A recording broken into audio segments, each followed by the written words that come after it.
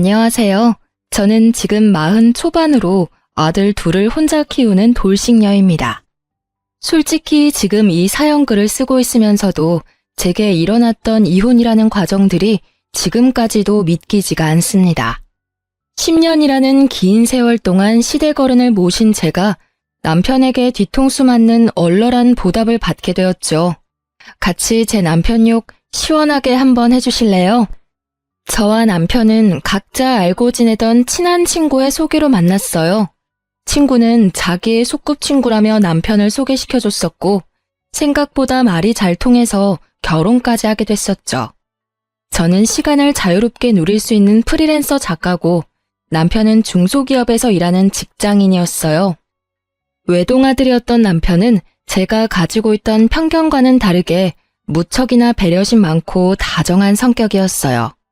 결혼을 생각한 건 역시나 그 부분에 영향이 컸었죠.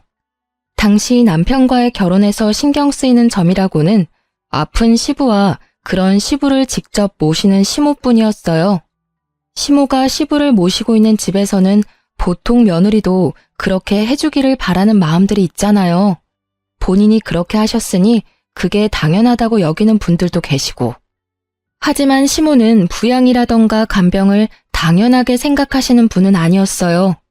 결혼 후에는 시부의 상태가 더 안 좋아지면서 시모의 부담이 커졌었거든요. 그때 저는 시부와 함께 시모의 건강도 더 신경 썼었어요.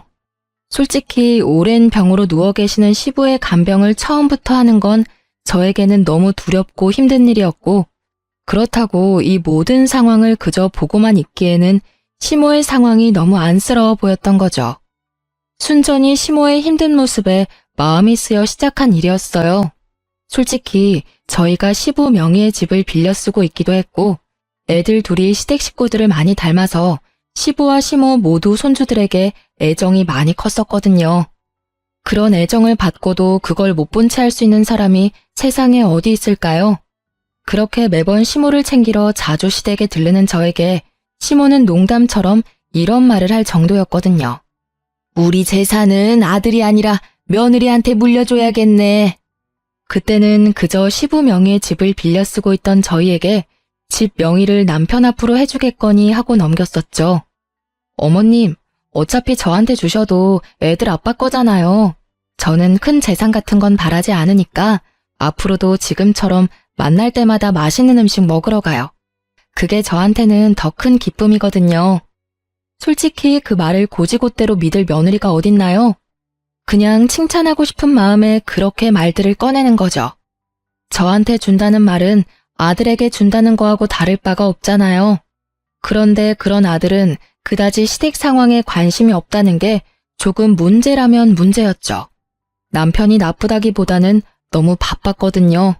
통화 연결도 안 될 때가 많았고 그럴 때는 남편의 감시탑 역할을 하던 친구에게 전화를 걸어 말을 전할 때도 있었어요. 저희 둘을 결혼까지 이어준 친구가 남편 회사 근처에서 카페를 운영하고 있었거든요. 너무 급할 때는 친구에게 남편 회사에 있는지 확인해달라고 부탁할 때가 종종 있었죠. 제 뒤통수 강타 사건의 처음은 첫 아이가 5살이 되던 해에 일어났어요. 지금도 잊혀지지 않는 가을, 연휴 기간이었죠. 오랜만에 부모님과 함께하는 1박 여행을 계획했었어요. 친정 부모님과 저희 부부, 동생 부부까지. 성인 6, 아이 2을 데리고 가는 여행이었어요. 이미 숙소 예약과 관광지표를 끊어놓은 상태에서 갑자기 이틀 전 남편이 일이 많아져서 피곤한 상태라 가지 못할 것 같다고 미안한 얼굴로 운을 떼더라고요. 솔직히 이번 여행을 무척 기대하고 있었던 터라 남편의 그 말에 실망을 많이 했어요. 그랬더니 남편이 애를 자기가 봐줄 테니 다녀오라고 하더라고요. 처음에는 남편과 함께 가지 않으려고 했지만 동생네가 언니만이라도 오라며 하도 성화라 어쩔 수 없이 가기로 했어요. 애를 데려가라고 했는데 남편이 굳이 놔두고 가라더라고요. 애가 있으면 당신이 너무 힘들 것 같다고요. 그렇게 남편에게 첫째를 맡기고 여행을 다녀오게 됐죠. 그리고 여행 다음 날 오후쯤 집에 돌아왔는데요. 집이 묘하게 깨끗하더라고요. 5살짜리 아들 때문에 항상 어수선한 집이었는데 처음에는 남편이 저 피곤할까봐 정리해준 거라고 생각했어요. 그런데 남편은 집안일에 크게 관심이 없는 남자였거든요. 애 보게 놔뒀더니 잘 보는구나 싶은 흐뭇한 마음으로 들고 갔던 짐을 정리하기 위해 안방으로 들어왔죠. 그런데 제 화장품 사이에 딱 하나 샘플 앰플이 있더라고요. 처음에는 남편 건가 싶어서 들어 올렸는데 그 브랜드는 여성 전용 제품이었거든요. 게다가 지성 피부인 남편이 절대로 쓰지 않을 화장품이었기에 저는 설마 하며 남편의 외도를 처음으로 생각하게 됐어요. 그런데 아무리 봐도 남편이 바람을 피우는 느낌은 아닌 거예요. 저와 소원하거나 따로 자주 연락을 하거나 밖에서 전화를 받는 일도 없었고요. 무조건 전화는 있는 자리에서 받았었고 남편의 카드 내역으로도 모텔 같은 곳에 간 내역이 없었으니까요. 제가 섣불리 생각했던 건 아닐까 하는 미안한 마음이 새록새록 떠오를 때 생각지도 못한 곳에서 남편의 외도가 뽀록나게 됐어요. 바로 아들의 입을 통해서요. 마지막 확인이라는 생각으로 아이에게 물었거든요. 아들, 혹시 엄마 여행 가 있는 동안 재밌는 일 없었어? 평소랑 다른 일 같은 거 말이야. 아빠가 맛있는 거 많이 시켜줬어. 그리고 밤에 어떤 아줌마가 왔었어. 문소리가 나서 엄만 줄 알고 깼는데 엄마 아니라서 다시 잤어. 아들의 이 말에 제 온몸이 벌벌 떨리더라고요. 온몸이 분노로 사시나무 떨듯 떨렸죠. 저는 애를 친정에 하루 맡겨놓고 남편을 기다렸어요. 아들은 어디 갔어? 친정집에 잠깐 맡겼어. 돌려서 말하는 거 내 성격에 안 맞으니까 진짜 딱 까놓고 물을게. 너 혹시 바람 피니? 바람? 그런 거 필 시간이 내가 어딨다고. 솔직히 요즘처럼 바쁘면 그냥 집에서 쉬고 싶을 뿐이라고. 피곤이 가득한 그 목소리는 매번 듣는 남편의 앓는 소리였습니다. 저번 가족 연휴 때 진짜로 이 집에 여자 안 데리고 왔어? 그날 집에 있던 아들이 어떤 아줌마가 집에 왔었다던데. 그럼 그 사람은 누구야? 내가 아는 사람이니? 내가 아는 사람 중에 한밤중에 와이프 없는 유부남 집에 들어올 만큼 상식 없는 사람은 없는데? 애가 잘못 봤겠지. 잠결에 TV에 나온 걸 봤을 수도 있고. 설마 그 이야기를 진짜 믿는 건 아니지? 그래, 나도 5살짜리 어린애 말만 믿고 당신을 추궁할 수는 없지. 근데 이 샘플은 좀 아니지 않아? 그게 뭔데? 여행 다녀온 다음날 내 화장대 위에 있던 샘플인데 당신 거라고 하기엔 피부 타입도 안 맞고 심지어 엄청 비싼 화장품이거든? 이건 누구 걸까? 내 건 아니고 이 집에 온 사람도 없다고 하고 내가 없는데 안방을 들락날락하며 내 화장대를 자기 마음대로 쓴 여자가 대체 누굴까? 이래도 외도가 아니야? 그건... 그래, 미안해. 정말로 그날 한 번의 일탈이었어. 솔직히 요즘 당신이랑 관계도 예전 같지 않고 정말로 인터넷으로 한 번 만난 사람이야. 나도 그런 일 하면서 마음에 죄책감 가득했어. 당신도 잘 알잖아. 내가 얼마나 당신이랑 애한테 충실한지. 정말 한 번이 맞아? 지속적으로 연락하고 그런 사이 아니야? 절대로 아니야. 정말 단 한 번뿐이었고 당신도 알다시피 나만큼 집, 회사만 아는 남편도 없잖아. 그런 사람이 왜 바람을 핀 건데 당신 나랑 이혼하고 싶었던 거야? 말해봐. 당신이 원하면 내가 이혼해줄게. 여자 만나고 싶으면 이혼하고 만나라고. 여보, 나는 절대로 이혼 안 하고 싶어. 왜 내가 이혼을 해? 나 진짜로 한 번의 일탈뿐이었다니까? 당신 없으면 나 진짜 폐인 된다고. 나 여전히 당신 사랑하고 이 가정을 무너뜨릴 일은 하고 싶지 않아. 당신이 원하는 건 뭐든 다 할게. 그러니까 제발 이혼만은 말하지 마. 사정하는 남편을 보며 저는 수만 가지 생각으로 골치가 아팠어요. 솔직한 말로 남편은 그 일을 제외하고서는 항상 완벽한 남편이자 아빠였기에 이혼이 꺼려지더라고요. 게다가 뱃속에는 둘째까지 커가고 있었거든요. 그래서 고민을 많이 했어요.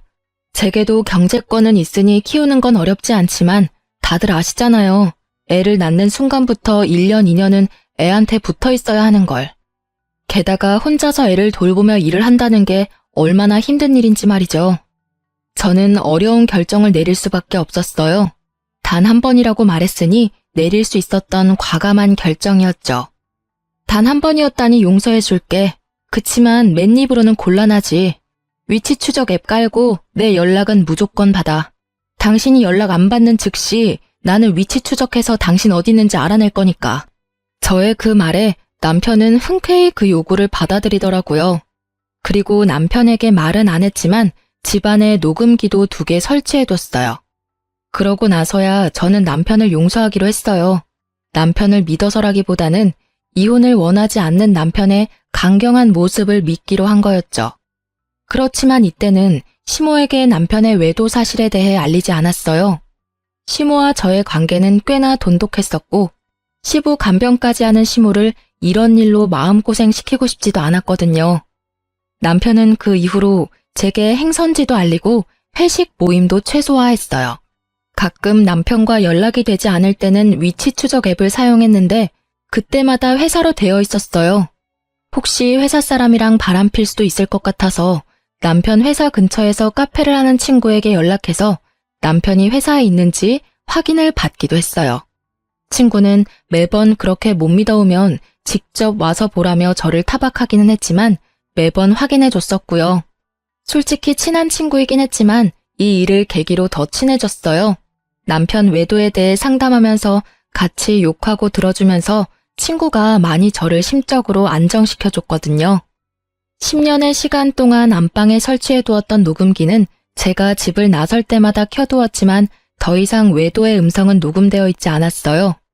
그렇게 10년을 아무 일 없이 잘 지나갔어요. 아니, 일이 많았지만 저만 모르고 지나갔던 거였어요. 그리고 아무것도 모른 채 2번째 뒤통수를 맞은 건 그로부터 10년 후였어요. 이때쯤은 첫째 아들도 15, 둘째도 10살쯤이었어요. 지병으로 병석에만 누워있던 시부가 말기암 판정을 받은 게 바로 그 해였어요. 독한 약물과 쇠약해진 몸 상태를 알고 있던 시부는 연명치료를 거부하기에 이르렀고 병원에서는 요양병원을 말했지만 시모가 직접 집에서 간병을 하기로 했어요. 얼마 남지 않은 시간 가족과 보내고 싶다는 시부의 요구를 시모가 받아들였거든요. 어떻게든 살리는 시도를 하는 것보다 남은 나날을 좀 더 가족의 따뜻함을 느끼도록 하는 게 마지막 가는 날 후회를 남기지 않을 수 있을 거라는 시모의 마음도 있었던 거겠죠. 시모는 시부의 병세가 악화가 되었을 때 남편에게 전화했어요. 예, 아버지 마지막 가는 길 같이 있어주면 안 되겠니? 며느리가 주말마다 와서 같이 고생하는 건 알고 있고 너도 일하느라 힘든 건 잘 알지만 내가 보기에 너희 아버지 오늘 내일 할 것 같아. 미안한 부탁이지만 마지막 가는 사람 부탁이라 생각하고 둘 다 일주일만 여기 와서 같이 있어줘라. 어머니, 휴가 때문에 연차를 너무 많이 써서 연차를 쓸 수가 없어요. 게다가 다음 주에는 중요한 미팅도 잡혀 있어서 지방까지 내려갔다 오려면 시간도 너무 오래 걸리고. 그러니? 에휴, 그럼.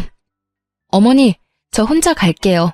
어차피 저야 일 당분간 안 받으면 되고 애들은 친정에 맡겨놓으면 되고요. 당신도 미팅 끝나면 시간 되면 바로 시댁으로 와. 혹시라도 당신 없을 때 아버님 임종이라도 있으면 당신도 마음 아플 거 아냐. 결국 그렇게 저는 남편을 보내고 일주일치 짐을 싸 시댁으로 들어갔습니다. 그렇게 며칠을 시부모님과 지내며 이야기를 도란도란 나눴죠. 가시는 길 후회 없으시도록 시부와도 이야기 많이 했고요. 그러다 문득 시부를 재워놓고 시모와 같은 방에 누웠는데 시모가 이런 말을 하더라고요. 가는 길에 후회한 점 남기지 않았으면 하는 바람이다. 어떤 잘못을 했든 지금 말해주면 뭐든 용서해 줄 수 있겠지. 그 말에 제 머릿속에 떠오른 건 10년 전의 그 사건이었어요. 저 어머니, 사실은 제가 10년 전에 그 사람이랑 헤어질 뻔한 적이 있었거든요. 뭐? 그게 무슨 소리냐? 너희는 아무 문제 없이 잘 산다고 생각했는데 게다가 10년 전이면 너 둘째 임신했을 때잖니? 뭔가 큰 문제가 있었던 거 아니니? 실은 10년 전에 그 사람이 바람피다 저한테 걸렸었거든요. 첫째가 그때 5살이었는데 제가 없는 집에 어떤 아줌마가 왔었다고. 그때는 둘째 때문에 꾹 참고 봐줬었죠. 그래도 10년 동안 착실하게 잘 살아줘서 다행이죠. 그런 일이 네가 마음고생이 얼마나 심했겠어.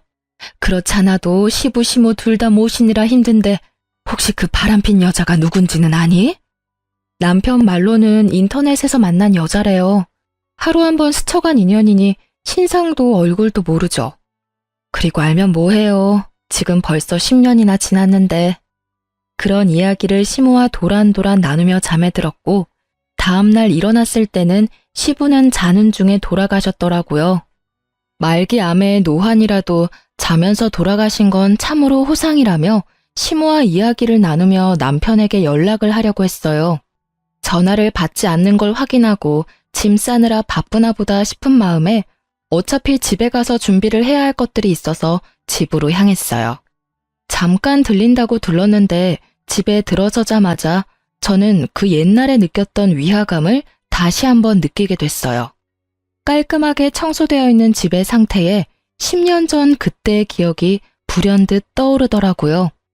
저는 덜덜 떨리는 손으로 얼른 습관처럼 켜놓은 녹음기를 꺼내 확인했어요. 그런데 녹음기가 두 개 다 보란 듯이 꺼져 있더라고요. 분명 남편이 녹음기의 존재를 알고 있었던 거예요. 저는 혹시나 하는 마음에 옷방에 숨겨둔 홈 CCTV가 생각나서 그 영상을 확인해 보기로 했어요. 그 영상은 지워지거나 화면이 틀리지 않고 잘 있더군요. 옷방의 CCTV는 안방을 훤히 비추고 있었죠. 아무 일 없기를 바라는 마음으로 영상을 확인하는데 영상을 보는 내내 저의 눈은 화면에서 떨어지지 않았어요. 지금 보는 게 진짜가 맞나 싶은 마음이 들었거든요. 지방에 있다던 중요한 미팅은 전부 구라였고 그냥 일주일 동안 매일 퇴근하고 상간녀와 부부인 척 이 집에서 살았더라고요. 남편의 외도보다 더 놀라운 건 상간녀의 정체였어요. 그 상간녀는 나와 남편을 소개시켜준 저의 오랜 친구였어요. 매번 남편이 회사에 있는지 확인하려고 전화를 걸던 남편 회사 옆에서 카페를 운영하던 그 친구가 제 남편과 노닥거리는 모습을 지켜볼 수밖에 없었죠. 아니, 저번에 걸릴 뻔하고도 우리 집에 그렇게 오고 싶었어? 그럼 이렇게 스릴 넘치는 일이 어디 있을까? 어차피 불륜이잖아. 이런 긴장감 넘치는 일 정도는 해줘야 하는 게 당연한 거 아니야? 자기는 모르겠지만 와이프 생각보다 엄청 무서운 거 알지? 10년 전부터 지금까지 어디 나갈 때면 무조건 녹음기 틀어놓고 가. 그것도 2개나. 잘 알지? 그래도 우리가 10년을 넘도록 이렇게 만나고 있다는 걸 눈치조차 못 챘잖아. 뭐, 한번 걸릴 뻔하긴 했지만. 그래도 여전히 너 안 보이면 나한테 전화하는 거 알아?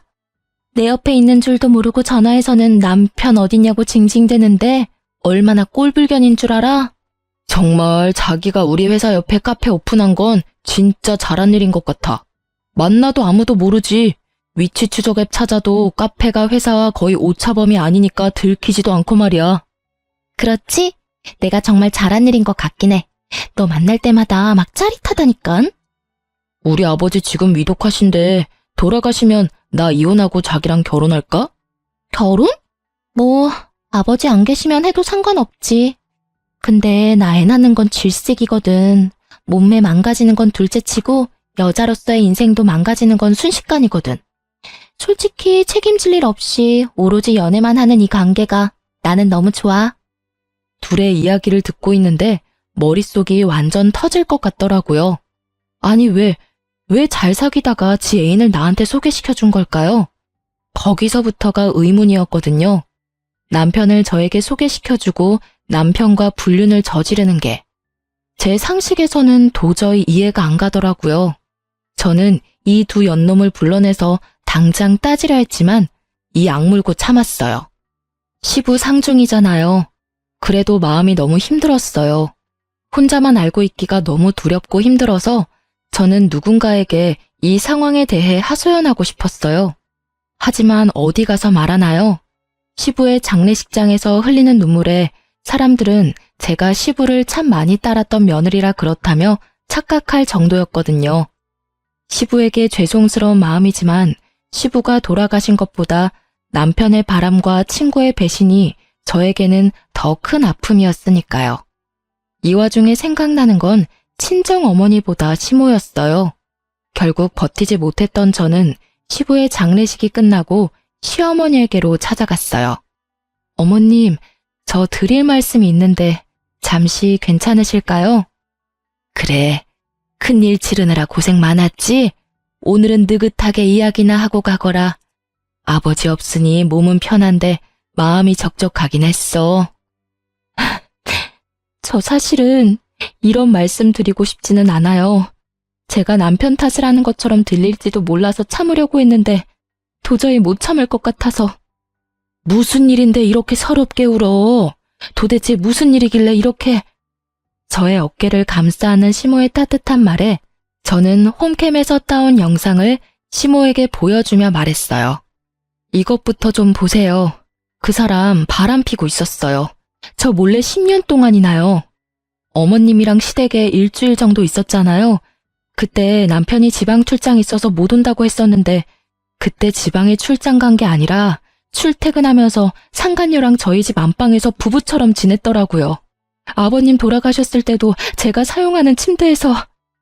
결국 말을 잇지 못한 저보다도 영상을 보던 시모의 얼굴이 더 크게 놀라더군요. 이 여자가 상간녀라고? 얼굴이 내가 아는 그 여자랑 닮았는데? 15년도 더 됐어. 너랑 결혼하기 훨씬 전에 결혼하겠다고 데려온 여자야. 네? 결혼을 하겠다고 데려왔었다고요? 그래, 이 여자가 확실하네. 나한테 결혼할 여자라고 데리고 왔었지. 상견례까지 하고 날도 잡으려고 했는데 무슨 이유에서인지 저쪽에서 상견례 다음날 퇴짜를 놓더라고. 나중에 아들이 나한테 얼마나 뭐라 했는 줄 아니? 요즘 세상에 아픈 시부 간병을 도와줄 며느리가 어딨냐고 말이야. 내 생각에는 상견례 때 내가 그런 말을 하는 바람에 두 사람이 헤어졌다고 생각했는데 여전히 만나고 있었단 말이니? 세상에 어쩜 좋아. 시모의 말에 모든 퍼즐이 맞아 들어갔어요. 예전에 그 친구가 제게 이런 말을 한 적이 있어요. 결혼을 약속한 사람이 있었는데 그 집 어른들이 마음에 안 들어서 상견례하고 엎었다고. 그러니까 저는 바보같이 그 상간녀의 계획대로 시부의 간병을 돕고 친구의 불륜마저 몰랐던 제대로 뒤통수 맞은 바보 같은 년이 된 거였어요. 눈물이 분노로 바뀌는 거 정말 순식간이더라고요. 놀라서 눈물 질질 짜던 제가 결국 도끼가 바짝 올라버렸어요. 시모와의 이야기로 모든 게 정확해진 저는 집에 돌아와 남편에게 상간녀를 안다는 이야기는 하지 않고 외도하는 거 안다고만 말을 꺼냈어요. 당신이 어떤 여자랑 바람피는 거 알아. 누군지는 모르겠지만 마지막으로 기회를 줄게. 나한테 말해줘. 그 여자랑 앞으로 계속 만날 거야? 정말로 마지막으로 주는 기회라는 마음으로 물었던 거였어요. 잘못한 걸 알고는 있는지 고칠 생각은 있는지. 남편 놈이 제게 미안하다고 사과를 하거나 고치겠다고 다시는 만나지 않겠다고 한다 해도 이혼을 결심한 제 마음은 변치 않을 거예요. 다만 정상적인 답변을 기대하고 있었거든요. 그런데 남편 놈의 입에서 나온 말은 말이 아니라 망언이었어요. 결국 들켰네. 뭐 맞아. 나 바람 피고 있어. 이혼할 거면 빨리 하자. 나도 솔직한 말로 당신 앞에서 완벽한 남편 연기하는 거 힘들거든? 게다가 좋아하지도 않는데 좋아하는 척도 너무 힘들고 매번 야근하는 것도 얼마나 힘든 일인지 모르지? 아, 진짜 10년 넘게 돌아왔어. 솔직하게 말해서 당신이랑 결혼한 건 아버지 간병할 사람이 필요해서였거든. 아버지도 죽었으니까 나도 이제 나 하고 싶은 대로 살아도 되잖아. 너 아버님 돌아가신 지 지금 며칠 됐다고 그런 미친 소리를 해? 게다가 간병할 사람이 필요해서 결혼했다고? 미친놈아, 이혼이 하고 싶으면 하고 싶다고 말하라고 했지. 10년 전에도 내가 뭘 했어. 이혼을 원하면 이혼해 줄 거라고 했어, 안 했어? 그때랑 지금은 상황이 다르지. 그때는 진짜 이혼하면 안 되는 상황이었거든. 당신이 있어야 엄마 아버지 맡길 수 있었으니까. 근데 지금은 없잖아. 완전 프리. 그러니까 나도 남은 여생은 내가 원하는 여자랑 살고 싶은 거야. 지금이라면 엄마도 그 여자 받아줄걸? 이딴 미친 소리나 찍찍 해대는 인간을 보고 있자니 제 속이 문드러지겠더라고요. 듣고 있는 귀가 더러워질 정도로 비정상적인 개소리에 결국 싸대기를 날리고 집을 뛰쳐나갔어요. 그리고 이악 물고 복수를 계획하기로 마음먹었죠. 두 사람에게 빅엿을 날려주기로 말이에요. 저는 두 사람이 불륜을 저지르던 장소에 집중하기로 했어요. 상간녀에 대해 모른다고 했으니 남편은 별 문제 없이 이 카페를 다시 찾을 게 분명하잖아요.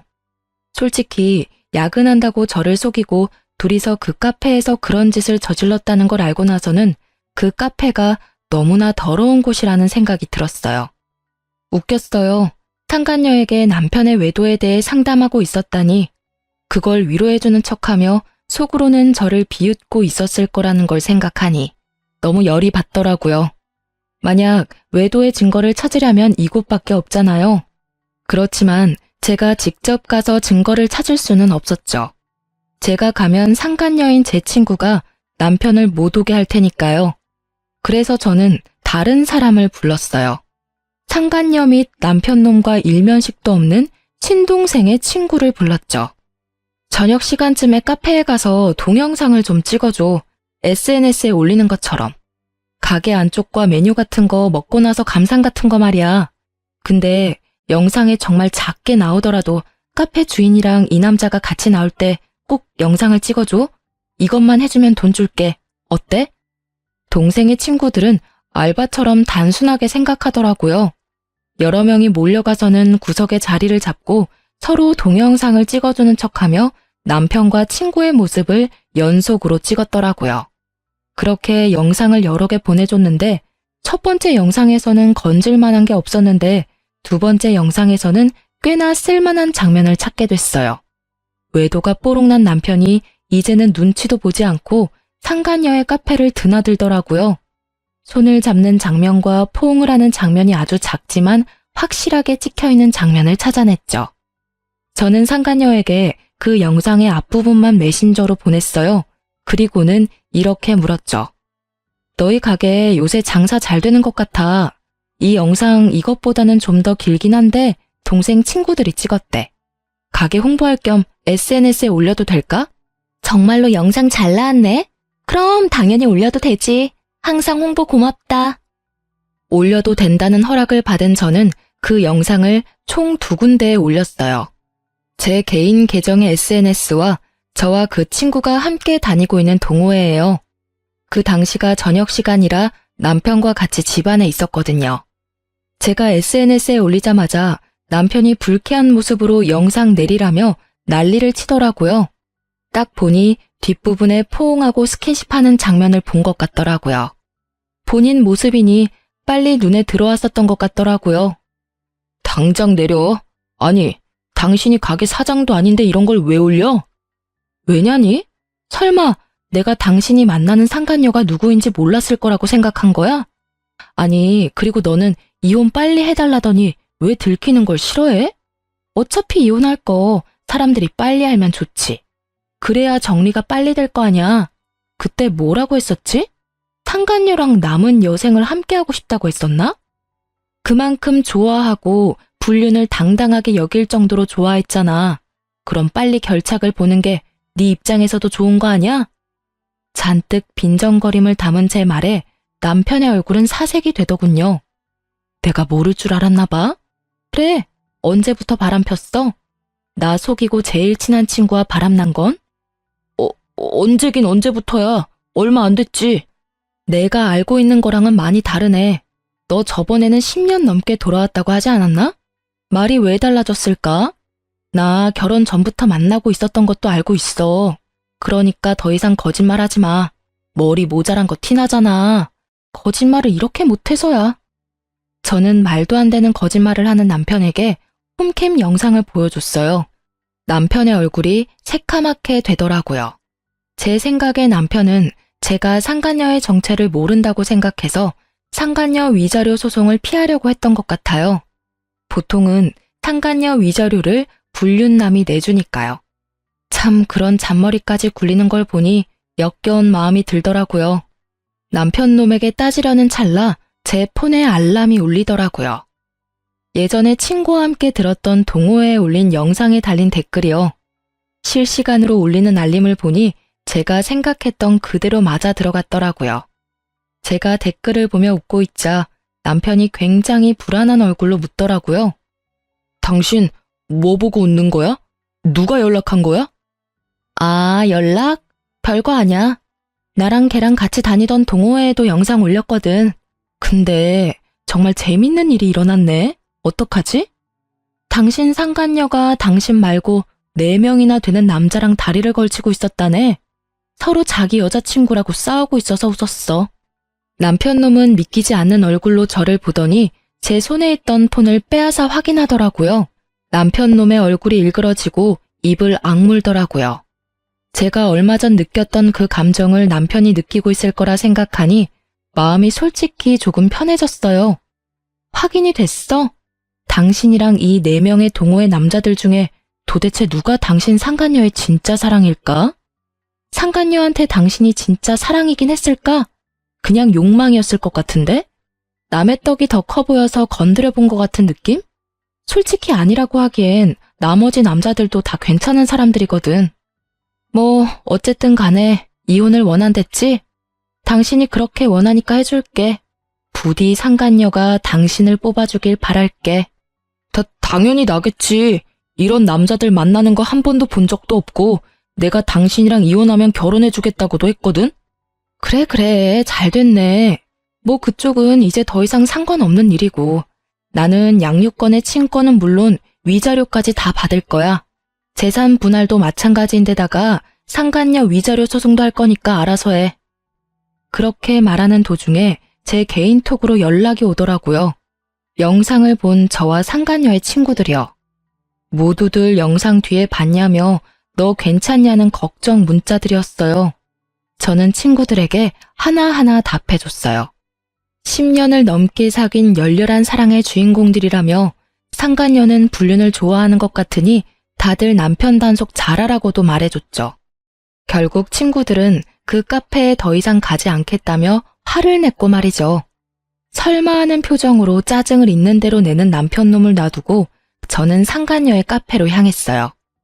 웬일이야 이 시간에? 시침이 떼지 마. 너 우리 남편이랑 바람피지? 네가 어떻게 나 몰래 그런 짓을 할 수가 있어? 아, 그거? 너도 이제 알게 됐네? 근데 딱히 내 잘못은 아니잖아. 사랑이 혼자만의 힘으로 되는 것도 아니고. 네 남편이 나를 사랑하고 내가 네 남편을 사랑했으니까 불륜이 성립되는 거지. 그걸 따지고 싶거든. 왜 그 남자가 네가 아니라 날 선택한 건지를 묻는 게 더 빠르지 않을까? 입을 쭉 찢고 싶을 만큼 가증스러운 태도에 저는 이성을 잃을 뻔했어요. 그렇지만 폭력은 이 상황에서 저에게 절대 유리하지 않다는 걸 잘 알고 있으니까요. 그래서 저도 천연덕스러운 표정으로 상간녀에게 말해줬어요. 남편이랑 곧 이혼할 거야. 그리고 알지? 상간녀 소송은 상대방이 유부남인 걸 알고 만났다면 절대로 너한테 불리하다는 거 말이야. 아, 그리고 네 허락받아서 동호회에 올린 동영상 말이야. 나한테 이렇게 많은 연락이 오는지 모르겠네. 벌써 4명이나 되는 남자가 이 영상 뭐냐고 묻는데 넌 그 이유를 알아? 뭐? 미친 거 아니야? 그걸 왜 거기다 올려 이 나쁜 년아. 나쁜 년은 내가 아니라 너지. 어떻게 10년이 넘도록 나를 배신하고 속일 수가 있어? 너 정말 대단하더라. 바보 등신 같은 남편 놈은 네가 진짜 사랑이라고 여기던데. 그럼 나한테 연락 온 동호회 남자들 4명은 뭐야? 그 사람들한테 내가 친절하게 말해줄게. 네가 누굴 선택할지 궁금하긴 하네. 그렇게 말하는 도중에 상간녀의 폰으로 연락이 미친 듯이 오더라고요. 딱 보니 남편이나 그 4달이 걸친 사람들이겠죠. 자기 폰을 보고 전화를 받지도 못하는 상간녀를 보니 너무나 통쾌해서 웃음이 다 났어요. 왜 연락을 못 받아? 하긴 그 사람들이 다 네 밥줄인데 어떻게 한 사람만 고를 수 있겠어? 그래도 아쉽네. 우리 동창들도 여기 이젠 안 오겠대. 동창들이랑 동호회 사람들 이제 다 안 오면 이 카페 찾아오는 단골 다시 만들어야겠네? 솔직히 그렇잖아. 절친 남편 꼬셔서 불륜까지 하는 너한테 어떤 친구들이 자기 남편 데리고 오겠니? 야, 너 이러는 건 명예훼손이야. 사생활보호법 뭐 그런 거 위반이라고. 너 당장 고소할 거라고. 고소해. 네가 허락해서 올린 거니까 나한테 잘못 없거든. 분해하며 씩씩거리는 상간녀를 놔두고 저는 가게를 나왔어요. 뒤에서 분해서 소리 지르는 상간녀의 모습에 웃음이 슬쩍 나오더라고요. 그날 이후로 저는 남편과 본격적인 이혼 과정에 들어가게 됐어요. 그리고 이혼을 하게 된 것에 미안한 마음으로 시모에게 연락을 했죠. 어머님께는 죄송한 마음뿐이에요. 큰일 치른 지 얼마 되지도 않았는데 다시 마음고생하게 만들어서. 그런데 정말 죄송하지만 10년을 저를 기만하고 그것도 가까운 친구와 불륜을 계속 저지른 남편을 죽을 때까지 도저히 용서하지 못할 것 같아요. 미래가 뻔히 보이는데 계속 질질 끌다간 저만 더 상처 입을 것 같아서 이제 그만하는 게 좋을 것 같아요. 저의 그 말에 시모는 네 마음을 이해한다며 저에게 도리어 미안하다고 했죠. 대신 저는 시모에게 이혼하더라도 시모가 좋아하는 손주는 자주 만나게 해드리겠다고 철석같이 약속을 했어요. 그제야 시모는 조금 밝아진 얼굴이 되더라고요. 그렇게 시모에게도 이야기를 해놓고 저는 조금은 가벼워진 마음으로 이혼 전문 변호사를 만나 상담을 하고 있었어요. 그런데 시모에게서 연락이 왔어요. 급히 할 말이 있으니 시댁으로 오라는 말이었죠. 시댁에 갔더니 망할 남편놈과 변호사, 시모 이렇게 셋이 있더군요. 남편의 얼굴은 푸르죽죽한 것이 아예 죽을 상이었고 변호사분은 난감한 표정으로 눈치만 보고 있었어요. 시모는 무척 초연한 표정이었죠. 이게 무슨 일인가 싶어 저도 일단 말을 아끼며 시모의 앞에 앉았어요. 당신 도대체 무슨 알랑방귀를 꼈길래 아버지가 그런 미친 유언을 남기도록 만든 거야? 와씨, 어디서 곰 같은 거 주워와서 간병질이나 시켰더니 아예 집 전 재산을 다 훔쳐가지고 가네. 곰이 아니라 완전 여우였구만. 너, 나 없는 동안 그러려고 아버지 간병하러 갔냐? 다짜고짜 따지는 남편의 말에 저는 어안이 벙벙했죠. 이 멍청한 놈이 나한테 뭘 따지고 있나 싶었거든요. 뭐라 말하려 하는데 시모가 남편 놈의 말을 딱 막더라고요. 넌 조용히 해. 잘한 거 하나도 없는 놈이 입을 놀리긴 어디서 놀려? 그렇지만 엄마, 진짜 말이 안 되는 이야기잖아요. 내가 아들인데 왜 재산을 저 여자한테 주는 건데요? 그렇게 궁금하면 네 아버지 살려서 물어봐. 애꿎은 나한테 성질내지 말고. 그리고 그 상황은 무조건 네 잘못 아니냐? 입이 10개라도 할 말이 없어야 할 놈이 어디서 입을 놀려? 이게 무슨 일이에요? 제 물음에 답한 건 남편 곁에 있던 변호사였어요. 저 고인께서는 돌아가시기 전에 공중 유언을 하셨는데 자신의 임종 때 마지막까지 자신의 곁에 있었던 사람들에게만 고인이 가진 아파트 2채와 상가 건물 3채를 지분 상속하기로 하셨습니다. 그리고 고인께서는 자신의 간병의 진심이었던 며느님께 현재 며느님이 살고 계신 신혼집을 온전히 상속하시겠다고 하셨고요. 그런 게 어딨냐고. 아니, 내가 자식이잖아. 멍청한 놈은 입에 개거품을 물며 그저 자신이 아들이라는 이야기만 수없이 변호사에게 소리쳐댔죠. 너, 이 못난 놈아. 네 아버지는 돌아가시기 직전에 네 놈 바람핀 거 알고 가셨어. 며느리가 그날 말해주지 않았다면 몰랐겠지. 그리고 네 아버지도 네가 설마 아버지 임종 때 상간녀와 바람피려고 거짓말한 나쁜 놈인 걸 알았겠니? 어떻게 이래? 하나밖에 없는 자식인데 네가. 상간녀의 눈이 멀어서 아버지 돌아가시는 날까지 그런 미친 짓을 하냐고. 그러고도 네가 인간이야? 내 배에서 나왔지만 짐승 새끼도 그런 짓은 안 한다. 결국 소리치던 시모의 눈에 눈물이 뚝뚝 흐르더라고요. 그렇지만 남편놈 눈에는 시모의 눈물 따위는 보이지 않더라고요. 그저 앞으로 재산을 어떻게 해야 하는지 그것만 계산하고 있더라고요. 그걸 보니 한심함에 한숨이 나오고 시모를 보니 딱함에 한숨이 또 나오더라고요. 저딴 놈 어머니로 두기엔 참 아까운 분이셨거든요. 막판에 저와 남편의 위치는 순식간에 뒤바뀌었어요. 집에 돌아온 저는 집에서 나갈 준비를 하지 않아도 되었어요. 당당하게 이 집에 있으면 될 일이었죠. 남편은 눈치를 보더니 그 다음날 상간녀를 집에 불렀어요. 아직 이혼 전인데 벌써 날 부르면 어떡해. 와이프가 보면 참 마음 아프겠네. 그렇게 말하는 상간녀를 보며 저는 미소 가득 담아 웃어줬어요. 둘이 할 말 많은 것 같은데 대화나 나눠. 난 빠져줄게. 네가 왜 나가? 아직까지는 너희 집이잖아. 너도 같이 들어. 무슨 말인지는 뻔하겠지만. 상간녀는 남편 놈이 자기에게 프로포즈라도 할 거라고 생각한 듯 한껏 차려입고 왔더라고요. 야, 너 때문에 일 완전 꼬였어. 지금 우리 아버지 돌아가시면서 완전 똥 됐다고. 갑자기 그게 무슨 소리야? 너희 아버지 돌아가신 게 왜 나 때문인데? 너 설마 그런 이야기 하려고 나 부른 거니? 당연하지.